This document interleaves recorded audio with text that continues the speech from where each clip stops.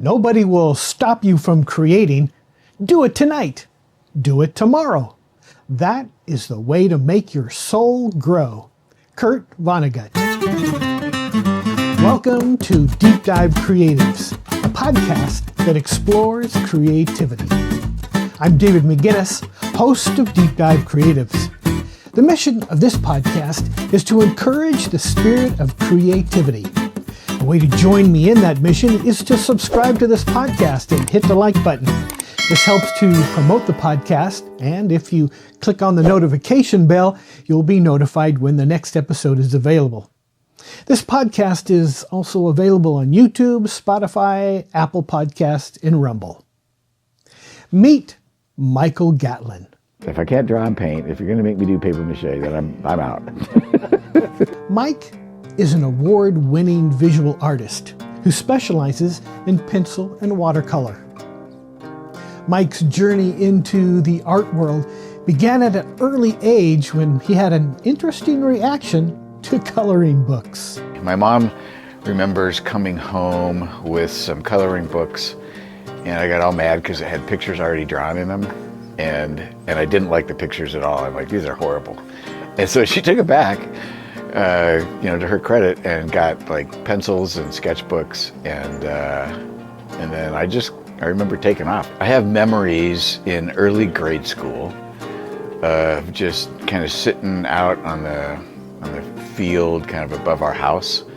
We were in Livermore, California, and just drawing anything that I could see. With a paintbrush in hand and an empty canvas in front of him, Mike utilizes his intense fascination with capturing the world around him by working wonders with watercolor paints. Mike states that he will paint everything from vast landscapes to individual objects, urban and small town scenes, still lifes, portraits, and figurative work.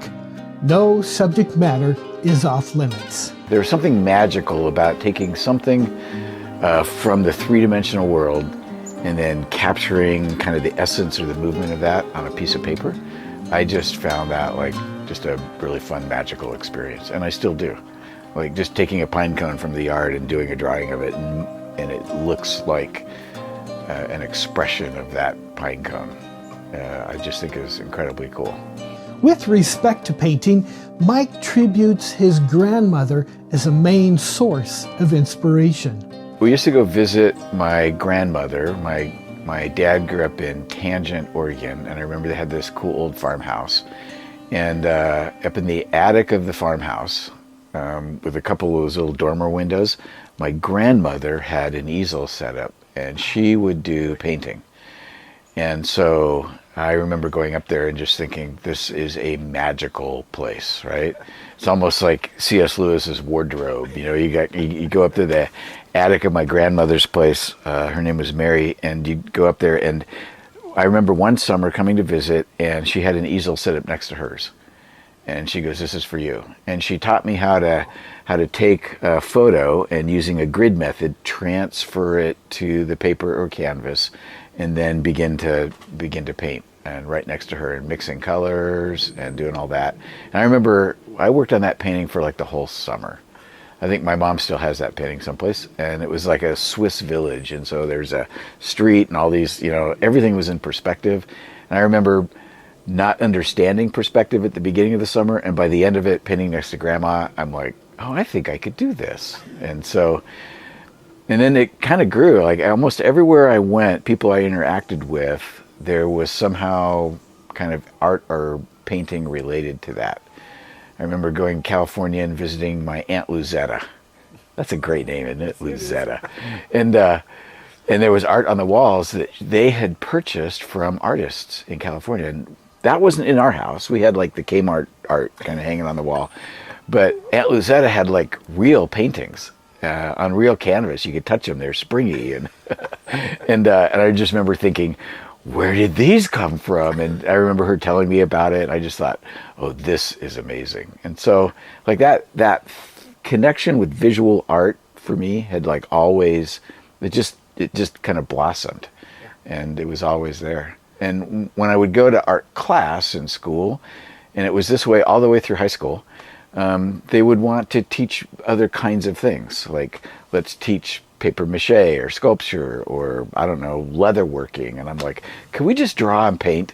Like, I want to learn how to draw and paint. Could we just do that? And they're like, Mike, no, we're not doing that today. They called me Mikey back then. We're not doing that today.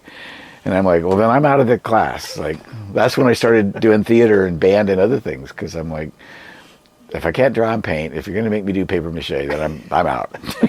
That's great. Mike talked about why he specifically enjoys the medium of watercolor. I went to art school in Chicago, and I got to study under one of the great watercolorists in the United States at the time, Irving Shapiro. And his work was stunning, and watching him do a painting was just, again, that magical experience. And so I picked up, by that point I knew, like, I love the magic of watercolor because it doesn't stay where you put it. And it can create its own kinds of thing on the page that you can't possibly replicate just with your hand, right? If you allow the water and the pigment to do its stuff. And oil painting and pastel and acrylic and everything else kind of stays where you put it. And I'm like, well, that's cool, but I like the magic of it moving around. I love the experience of the paint doing things on its own. You're creating the environment for it. Yeah. And you can create environments that are conducive and non-conducive to it. But when you create the right kind of environment, watercolor can do something that no other medium can do. My wife, Tammy McGinnis, has known Mike since the late 70s. She has an interesting story about riding Mike's motorcycle over a very steep hill. If you stick around for the end of this video, you'll hear that story, but I digress. So, on a sunny, late summer afternoon, my wife Tammy sat down with Mike to talk about creativity. Let's dive in.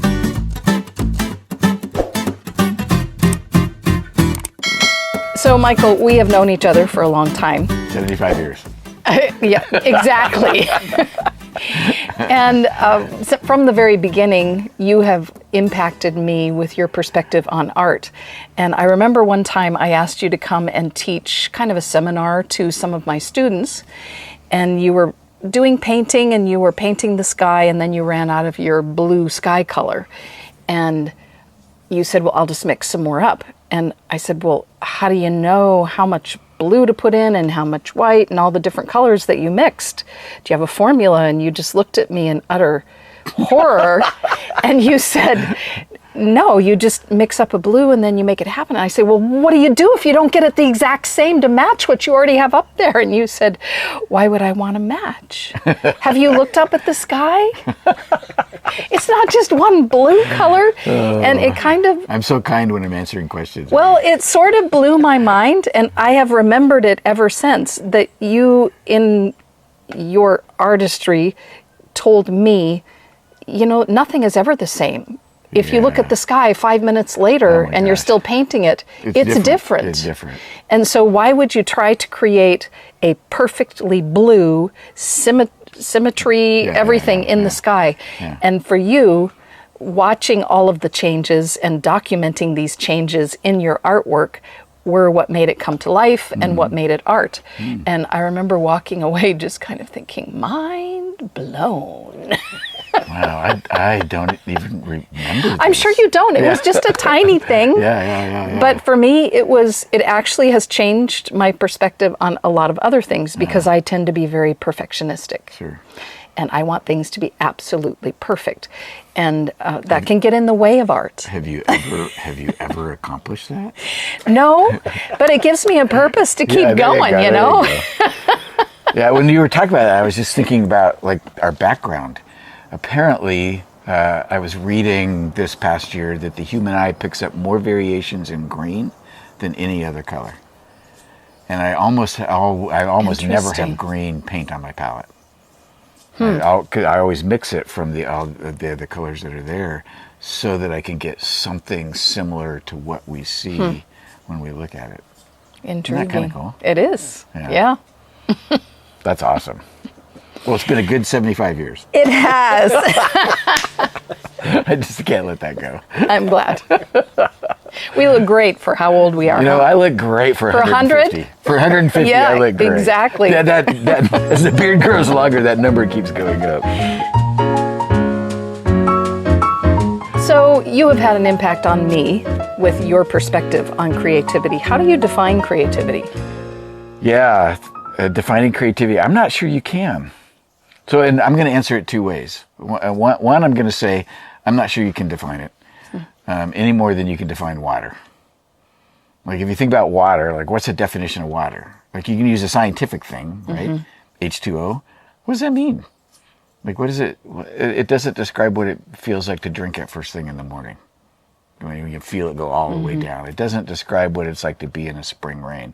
It doesn't describe what it's like to listen to the ocean or the water over rocks in a stream. It doesn't describe what it's like to just lay in it and be surrounded. And it's like it doesn't describe any of that. And so I think creativity is the same kind of thing. Like I'm not sure it's possible to define it. Can you describe it? Yes, but let me give you a definition. Okay. Even though you can't define it. Yeah. I like the way Rick Rubin talks about it in his book, The Creative Act. He talks about creativity as bringing something into being that wasn't there before. And so I like that. I think really only God brings things into being from nothing.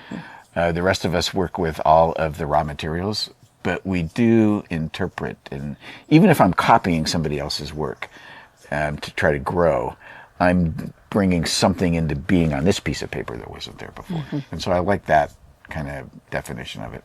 And I think that absolutely every human being is enormously beautifully creative, that there's nobody that's not creative. Even if you're like bringing a conversation into being that wasn't there before, or a feeling in somebody else, or a meal, or creatively finding a new way home because of traffic, or whatever the thing might be. I think everybody it's part of our birthright. We're enormously creative. We all do it. One of the things I love is kind of bringing that out in other people. I think creativity. So much of it for me is taking what I see, interpreting it, and putting it out there, and what I'm experiencing and feeling, and then putting it out there so that other people can then maybe experience at least a little bit of the beauty that captured my heart, and the whole reason I'm doing that. Does that make sense? Yeah, you have mentioned to me before that you think art is beauty, sorry. Yeah. Art is beauty. Why do you think art and creativity are so essential? You've mentioned you think everybody has creativity. Yeah. So why do you think they're so essential, and what makes it so attractive to people? I think it's essential because it's hard. Creativity is something that's hardwired into every human. And so, like, if we're not somehow experiencing that or expressing that, and putting out there, we're not actually being who we're meant to be. Like we're not actually, there's hummingbirds flying all around. It's like they do what they do. We as humans have to do something creative in the midst of it. Does that make sense? And so, and what we're doing is I'm taking the beauty that I see around me, that I experience, and I just want to make it somehow capture it for a moment. And I love that process of somehow capturing it in my work and then making it available, helping somebody see the beauty that's hidden in the mundane.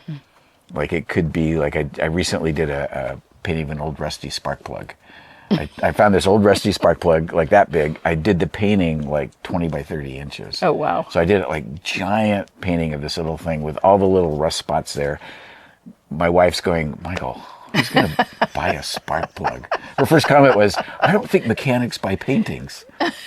But what was fascinating to me is I knew that I had to do that. Like I had this, somehow that was capturing me. I wasn't going to rest until I did this giant painting of it. I put it in one of my almost weekly newsletters where I just ramble on about stuff like I'm doing right now.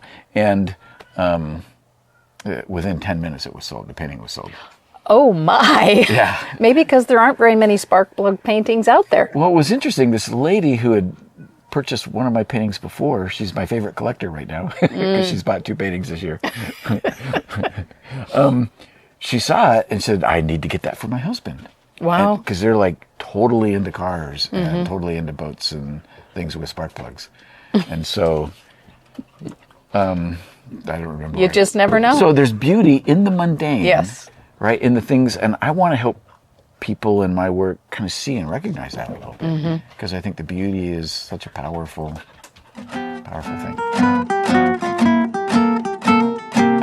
So you vaguely tried to define this process that we can't. Tried to define it. I love that. That's awesome. That we can't define. Yeah.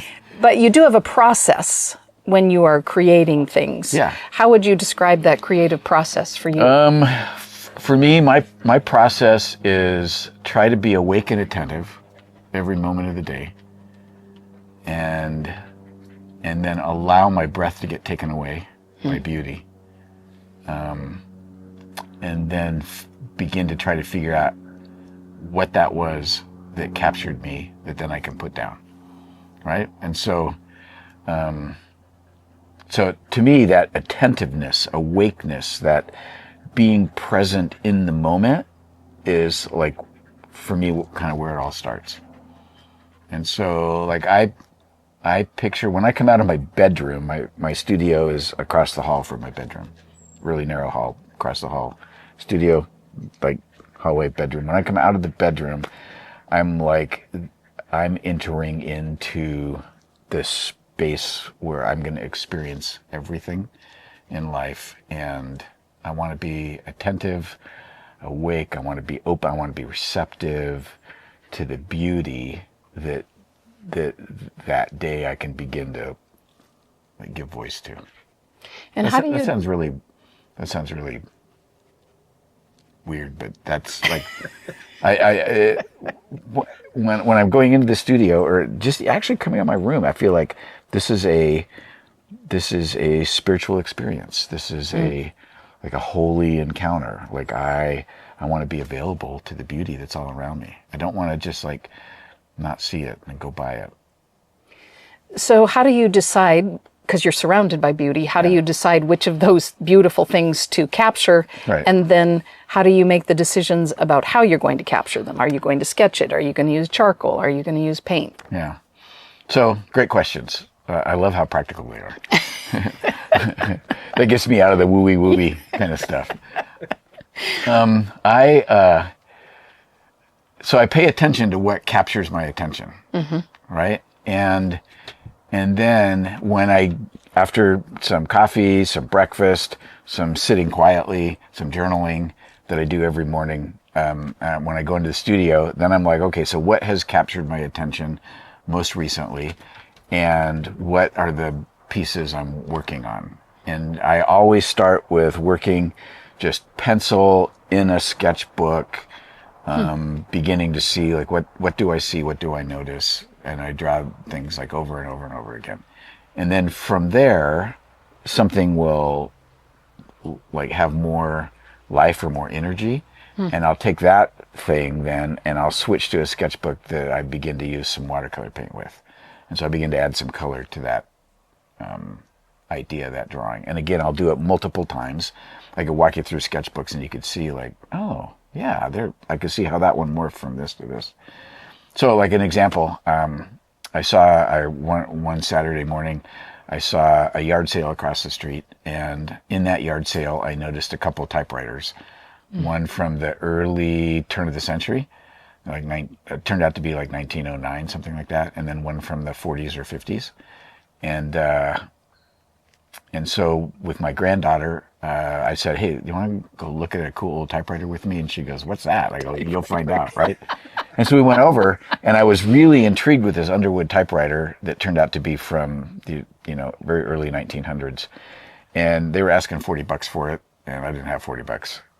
And so I went back. That typewriter's still there Sunday during their yard sale. I'll go back over. So I waited till Sunday about to close. I go over and I'm like, hey, you still got that typewriter? And she goes, yeah, apparently people don't think they're as cool as I think. And I go, well, I got $20. Do you want to like do it for $20? She goes, take it.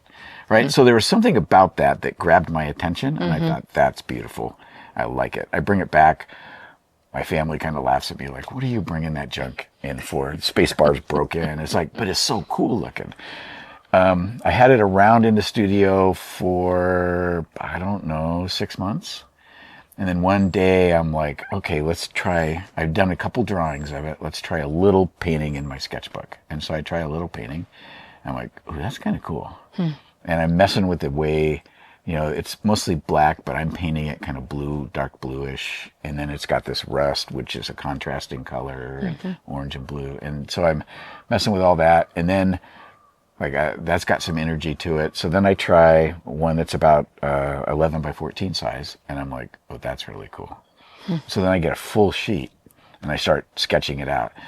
And it takes me like a day and a half just to get it kind of drawn out in a loose kind of style. And then I start to paint it. And by the end of the week, I had this full sheet painting of the typewriter that recently won Best of Show at the Colorado Watercolor Society.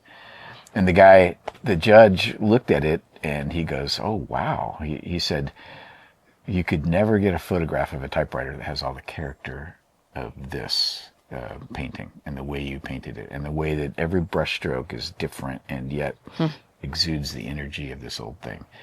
And the whole time I'm painting it, I'm thinking, if this typewriter could just talk about what was typed on it, the stories it could tell was the title. Yeah. And I just thought, if it could just tell the stories that were typed on there, like I was thinking of poems or love letters or business contracts that failed or lawsuits or, all the different kinds of things or maybe it was just used to track inventory at a, department store. I don't know. But I just think it's got like stories to tell. And I think all the objects have that, whether it's a portrait or a rusty spark plug, or that old typewriter. There's something, I think, just stunningly beautiful about that, and it's fun to try to put that out there. So that described, I think, part of the process. Oh, it absolutely does. What part of that whole process do you like the best? Oh, I love the whole process. Okay. I wouldn't pick a part. That's just like, what child do you like the best? Well, let's be honest. Okay, I can pick a child I like the best. If you're watching this, it's you. If any of my kids are watching this, you're the one. You're the one I like the best. But I like the whole thing. I like that initial excitement, that thing that just kind of bubbles up, that's effervescent within you, that you notice, that you're like, that part's cool. But even when you're in the throes of the painting and you're like, I hang it up on the wall at the end of the day, I'm like, I don't know if this is going to work. And then you come in the next day and go, oh, I know what I need to do. So even the struggling parts, I like. The whole process to me is just intriguing. And it takes everything that you've got, right? I like that fact that it takes all of me engaged in it for something to come out of it. What is it that inspires you to keep doing this? I know you said you walk out of your bedroom and you immediately are, I'm surrounded by beauty. Yeah. Well, I put myself in that thing, like there's beauty, I'm going to encounter it everywhere today. I want to be attentive to it.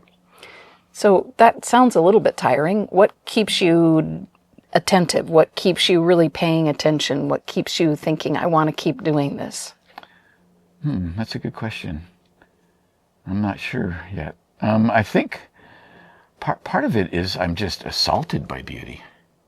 I forget, I have it in my phone, I could look it up, but there's a poet who writes about being a poet is being assaulted by beauty and by language every single day.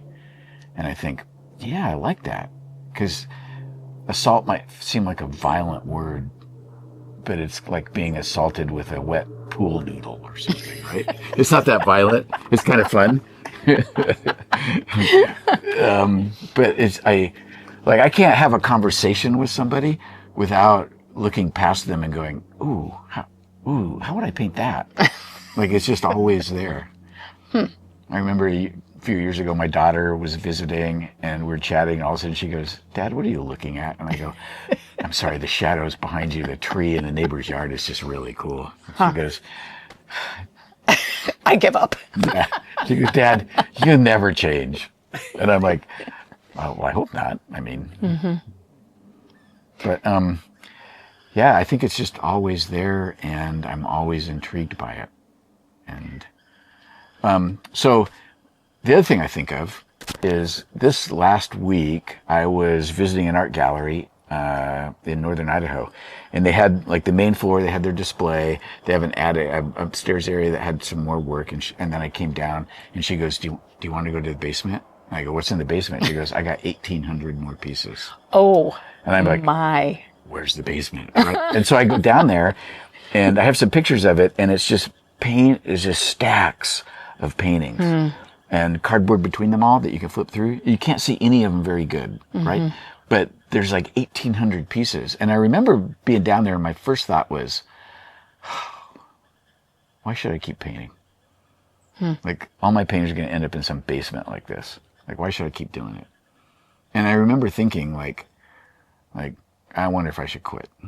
And then I thought, where did that thought come from? Like, I can't quit. Like, I'm going to walk back upstairs, and I walk out of the building, and I see shadows in the alley. This is what really happened. And my wife and her sister go off to this little store to look at buying greeting cards or something, and I'm back in the alley taking pictures of the shadows on the brickwork. And I'm like, I can't stop doing this. This is part and parcel to my nature. It's like how I'm wired. And if they all end up somewhere in a basement, have fun. Like, whoever owns them in the basement, have fun with them. They won't be mine to deal with. Yeah. Right now, they're all mine to deal with, and they're stacking up at home. So, but at some point, they'll be in somebody's basement. Or on their wall. Van Gogh, over like a 10-year period, did, like, I don't know, tens of thousands of paintings. And, you know, there's a whole museum. My work's not nearly as good as his. Or maybe it is, who knows? And it's, I think there's just room for all the artists and all the creative people to do all the work they can possibly do. And even if it just encourages one person along the way, it's like plenty, and it's worth it. And so. Do you have any particular people that have inspired you, or any mentors, people who have helped form and influence your art? Yes. So, again, in one sense, in a big sense, I'd say, like, everybody I've ever met and interacted with does. Because you start thinking about the way that their eye is shaped, or the little curve of their mouth, or the way that, you know, they smiled, or the way that they drove your motorcycle off a cliff once. Right. Hey, I brought it up. That's good. I'm excited. Now you got to tell the story. And like everything like that, I take as inspiration.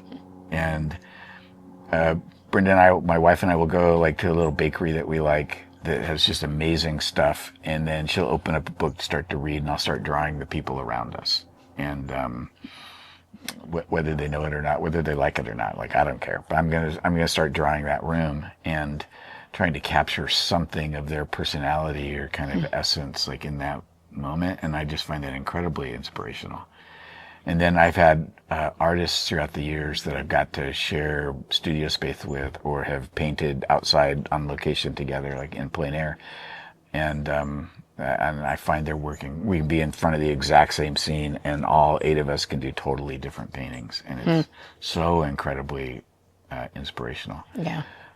There's a book called The Artist's Way by Julia Cameron that recommends artists need art dates, where you just go out to galleries or go listen to live music.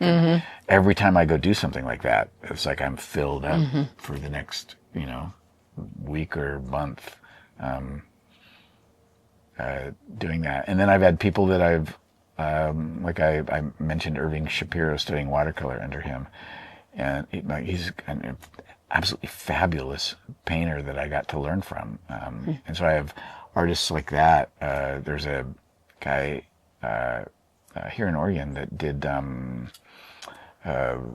figure painting in watercolor, life-size figure painting in watercolor, named James Kirk, and his stuff was fabulous, just absolutely.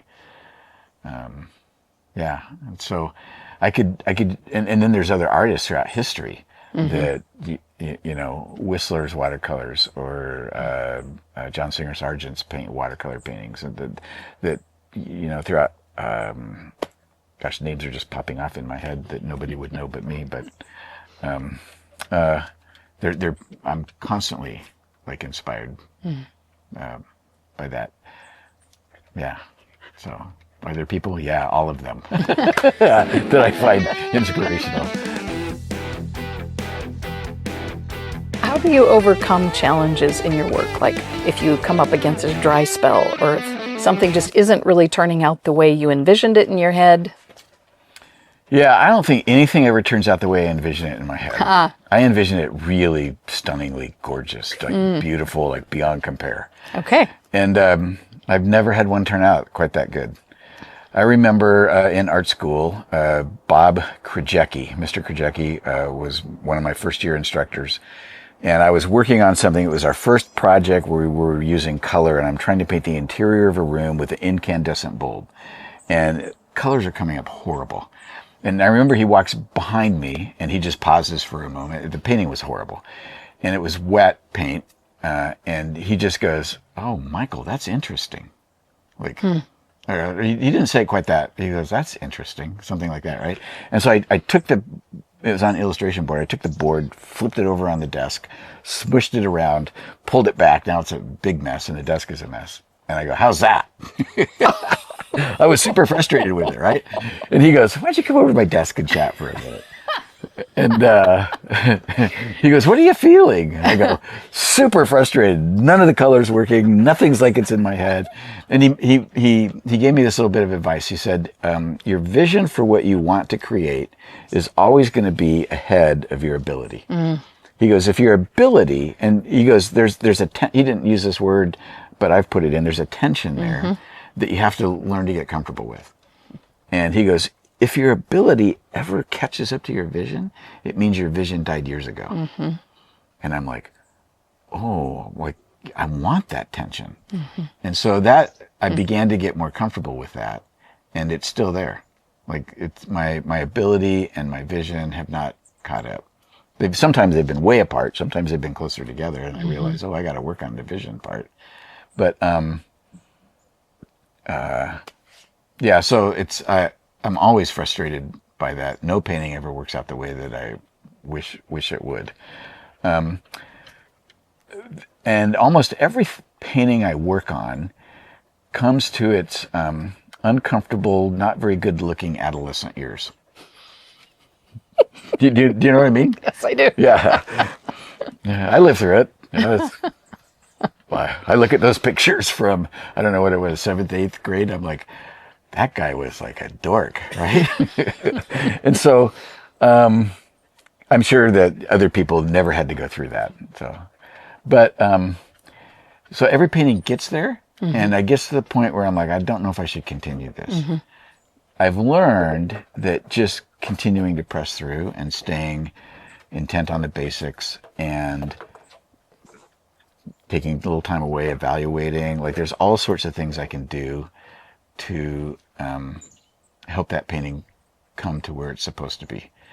And I can help it, not every single piece, but a lot of the pieces. I can work through that uncomfortableness and get to a place where I can live with it.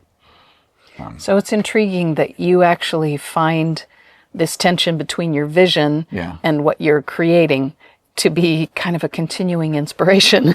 It is. Yeah. It is the thing that keeps you going because you keep hoping someday. Well, yeah, I think the someday thing comes much later when my physical body is no longer alive. I agree. I think that's when the someday thing comes. As long as I'm breathing, there's going to be that tension. Yeah. And I've just learned to like appreciate the tension. The vision.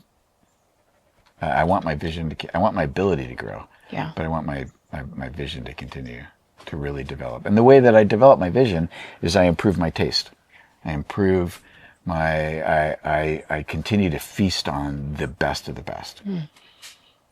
Like if you're used to eating nothing but McDonald's, then like that tastes good to you probably.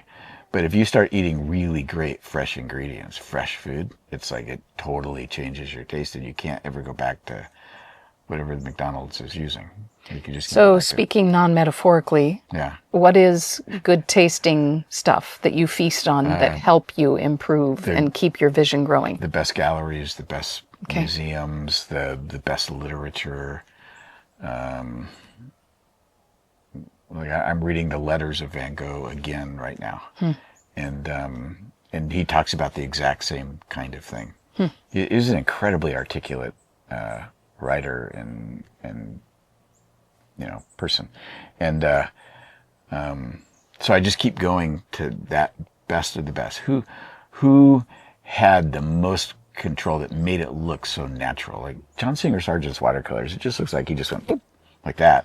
And you're like, how did he describe that whole lady's dress with that whoop thing? Like, like that he must have painted that a whole bunch of times to get it to look that cool. And so, you study. There's painters around me that I interact with that are alive today in the Denver area that when they have an opening, I'm there. And I'm there like the whole time. And I'm not just walking around chatting with people. Like I'm spending an hour in front of this painting and then an hour in front of this painting. And I want to absorb kind of what I can from that and study that and learn from them. And so, there's a reason the classics are the classics because they're really good. Yep. I get that. I've learned that like really simple habits help keep dry spells really at bay. And so in our current culture, we're on our screens all the time. And so I think Rick Rubin say a simple habit like sunshine before screen time in the morning, or Julia Cameron talks about writing 3 pages by hand in your journal every morning before you read anybody else's words. And I wake up with a lot of words going through my head. And so my wife really likes it when I'm writing in the journal rather than telling her everything I've been thinking about. She's like, I can't handle this, Michael. Can you go talk to somebody else? Before coffee. Yeah. And so I have my favorite kind of journal. I have my favorite fountain pens. It's like a joy to sit and write 3 pages. And I have to shut it off at 3 pages because I just fill up the thing and then I wouldn't get anything else done. And so those kinds of things actually really help me to not feel like I have dry spells. When I give myself too much to my phone, I find that the creativity drains out of me like a bucket with holes all over it.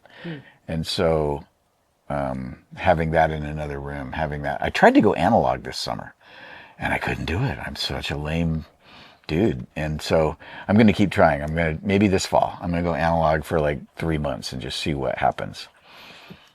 So that means I have to play music on my stereo with the turntable. Anything is analog. I have to play the guitar, and then I have to paint and from life, not using like an iPad or another picture. And I just want to try it for a period of time and see what happens. Interesting. And I think that kinds of stuff, it keeps the dry spells kind of keeps it fresh. Keeps it, yeah. Interesting. You have mentioned that you create things and they don't necessarily always achieve the vision that you had. Ever. I was being gracious. Have you ever felt about a piece when you knew I just need to quit? Have you felt that did not at all work out? Oh, yeah. Yeah, I just throw those away. I burn them. Oh, okay. And do you, what is your response to that? Like, do you just think that was a waste, a failure, or is it something you learn? No. Nothing's ever a waste. And I think the only failure is to quit trying. Because as long as you're painting and you're trying, you've not failed. And so the only failure is if you stop. And so I'm not going to stop. I'm too competitive for that. I'm going to keep painting. And I learned something from that. I learned some things not to do. Mm-hmm. And I learned that I should have taken some more time. I should have thought about this a little bit more. Mm. I just wasted a $30 piece of paper. You know, I buy like really great quality paper that's not cheap at all. And thankfully I can use both sides. I once had a guy buy a painting. He moved to London. He went to have it reframed and found another painting on the back. And he goes, and he called me. This was like the 90s. He called me and said, do you mind if, like, I have that paper, like, oh my goodness, so I could frame them both? And I go, dude, you do you. Whatever knocks you out, you just go for it. And so he sent me pictures of them both framed. Oh my! The paper was thick enough that they were able to somehow float it and laser it in the 90s. Wow. Like, that's crazy. That is a little crazy. And he had way too much money. Apparently so. Yeah, should have just bought 4 more paintings. It would have been cheaper. Yeah. But wow. Yeah, I don't think anything's ever a waste or a failure because you're learning something, you're growing, you're developing, yeah. And so I don't. When people say like, "What was your biggest failure?" I'm like, I can't think of anything. I have failed at almost everything I've ever tried before I didn't quite fail. And so, but I don't think of it that way. I think of it as like an experiment. I'm having fun, I'm playing, and some of those things are going to work out and get framed. Some of them aren't. But,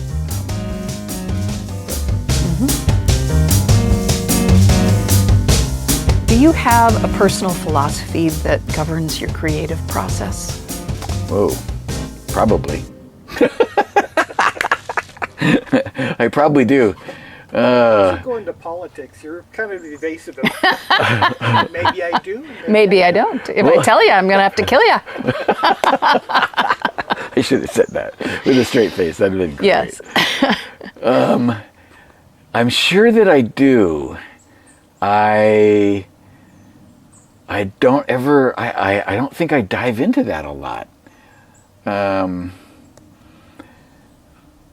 I love Esther Lightcamp Meeks in a book called Doorway to Artistry. She talks about how beauty is a personal invitation from the real, from reality, to get to experience the real for ourselves. And I think that I've experienced that, and I would adopt that as a personal kind of philosophy. I'll steal it from her because I think she's freaking brilliant. That in my experience with beauty, I'm being invited into something that's so much more than just marks on a page. And what I'm hoping is that in my work, people see and get invited into that kind of an experience in a way that captures them for something so much more real than the reality we often live with and settle for. So you keep saying beauty a lot. I say beauty a lot. And my I was question, told to say creativity about every 15 seconds. So. But beauty, same thing. My question is, I think, is it Picasso who created the big painting Guernica? Yeah. I don't even know if I'm saying it correctly. I always pronounce it Guernica, but Guernica. Yeah, neither one of us are Spanish, so yeah. It has become a very famous painting. Yeah. One could never call that beauty. Oh yes, that is beauty in its finest. So most people would say it's about violence. It is horrible stuff. It's about World War II, yeah, the atrocities. If you could maybe define beauty a little bit, because it's like defining water. It is, but I feel like most of us have a very limited perspective. Beauty is the pretty, is the tidy, is the thing on the surface that looks approachable. What about the unapproachables? Yeah, I think beauty is the thing that draws you in. Yeah, I don't even know. I'd have to do some reading. I have to go back and read my notes and try to define beauty. Picasso was once asked, like, what does that painting mean? And his response was, if I could have said it with words, I would have. Oh, intriguing. Yeah, and so I feel that way about even just trying to define beauty. It's in my work. Like I found in my toolbox, not the rusty screwdriver, but an old, not the rusty spark plug, but an old stubby screwdriver, a Craftsman stubby screwdriver from the 70s. I remember my dad gave me. And I pulled that out, and I'm like, oh, this is stunning. It's an old screwdriver. A lot of people are not going to say that's beautiful unless you're like an industrial designer that helped to make that kind of thing, right? But I think just the acrylic, the way that you can see the metal through the acrylic, the printing on there, the texture in the metal part of it that's a flathead screwdriver. It's like the whole thing with the light hitting it in just the right way and the shadow underneath it. I just think that is drop dead gorgeous, right? And so I don't limit myself to beauty in the traditional kind of Grand Canyon sunset. I think that's really cool. Anything that takes your breath away, I think is cool. I've worked to cultivate an attentiveness that pretty much anything can take my breath away. And then I want to help people see the beauty in that thing that they might not recognize. Because I think the whole universe and all the living things on it and all the inanimate objects on it are beautiful. They're all beautiful in their own way.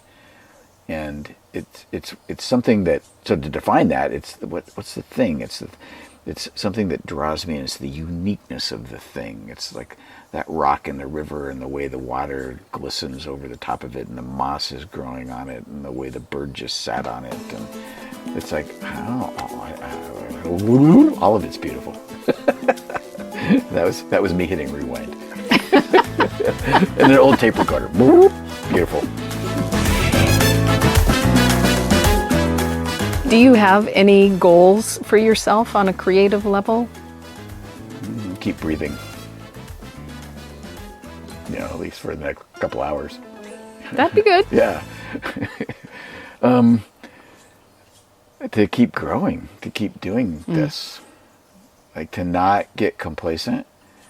To not fall for, I think I do have lots of goals. They're popping out right now as I'm thinking about it. Like to not be complacent and just reproduce something because somebody bought it and I can make more of it, right? That'd be a fate worse than death. Like gag me with a chainsaw. I think I'd like along that to not just fall for the cliche in terms of beauty. I was doing a painting at a recent event, and a couple of my friends said, "Hey, if you put a couple little chickens in there, that'd be kind of cool." And something in me kind of just rose up. Like, first of all, I evaluated, does it need like little chickens in there, kind of thing. And I'm like, wait. I think I did it the way I want to do it. My center of interest in the painting was kind of an open blank space, and that's a compositional kind of element that you can use. I was going to say trick, but it's not really a trick. But it's a way that you can direct attention to something that's not there, and then your eye continues to wander around the painting. But it just felt cliche, and so I'm not going to do that. And in that painting, kind of got an award at that event for $1,000. That's pretty cool to get an award for $1,000. I didn't sell the painting yet because I think it's a little harder painting to understand, but the judge got the idea. And so, I don't know. I think what we're talking about, goals. Yeah, to not be cliche, to not give in to just the whims of what you think that people want. You can spend your whole life trying to paint what people want, and you kind of missed what they actually really want. Because nobody knows that they wanted, Beethoven's symphonies until after he wrote them, right? And so Like I don't think you know what people want. And so I want to stay true. A goal would be to stay true to me, stay true to what I'm trying to create and paint, and kind of not give in to all the other things that try to push you one way or the other. And to continually be captivated by the beauty, said it again, and expressing creativity in fresh ways. And to keep taking risks, to keep trying kind of new ways to do that, new ways to use the medium that I've experimented and given myself to, like, all these years.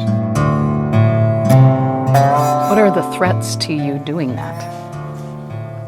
Well, I think my own complacency, too much time on my phone.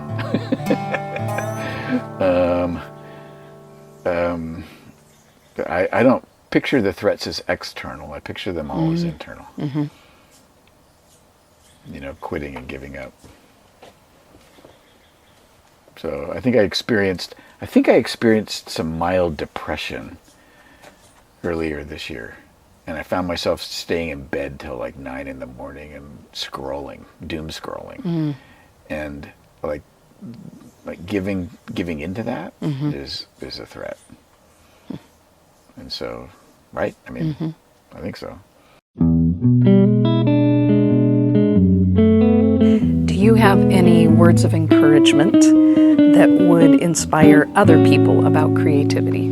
Yeah, I think people are wildly creative. I'm just going to look right at the camera. You are wildly creative. You might not know it. You might not believe it. I'm a professional. Believe me, I know what I'm talking about. Give yourself to expressing that. However it comes out and however bad you think it is, just do it and keep doing it and push yourself.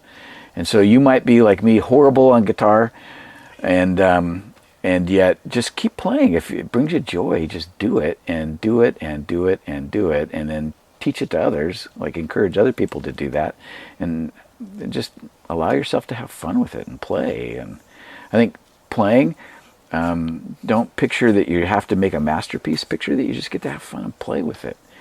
And eventually, by accident, you might make a masterpiece. And that's awesome. And then frame it and stick it up and force yourself to look at it and enjoy it. And like I string wires across one wall in my studio and use like clothespins or bulldog clips or something, and just hang like every piece I'm working on gets hung up there for a while, no matter how much I dislike it. I'm going to force myself to live with it, and because like I look at my own life, there's parts of it I don't like, right? I look at my history, my life, there's parts of it that are like, they seem kind of ugly, I don't like it. Rather than hide that, it's like I want to look at that and learn from that and grow from that along the way. And then I think you can't have enough hobbies. Like pick up another hobby. Like they don't have to cost an arm and a leg, but you need things to do other than watching screens that are really good for you. So that one of the hobbies I picked up in the past more than half a decade now is the ancient art of Japanese pottery repair called kintsugi. Oh, yes. And I went and learned it from some folks that are masters. I've taken some classes from other people. Like I now do kintsugi commissions. I'm booked, don't ask me. And I teach like a modern kintsugi class. And it has nothing to do with the other work that I do, the artwork I do, but it's so much fun to do it. And it kind of opens you up to whole new things. And so whatever that is, like pick up some hobbies, do some things, and allow yourself to grow creatively kind of in that. We're made for this, and it is more fun than human beings ought to be allowed to have legally. It's a blast. Like go for it, do it. Now, right now. Turn this off, go do it.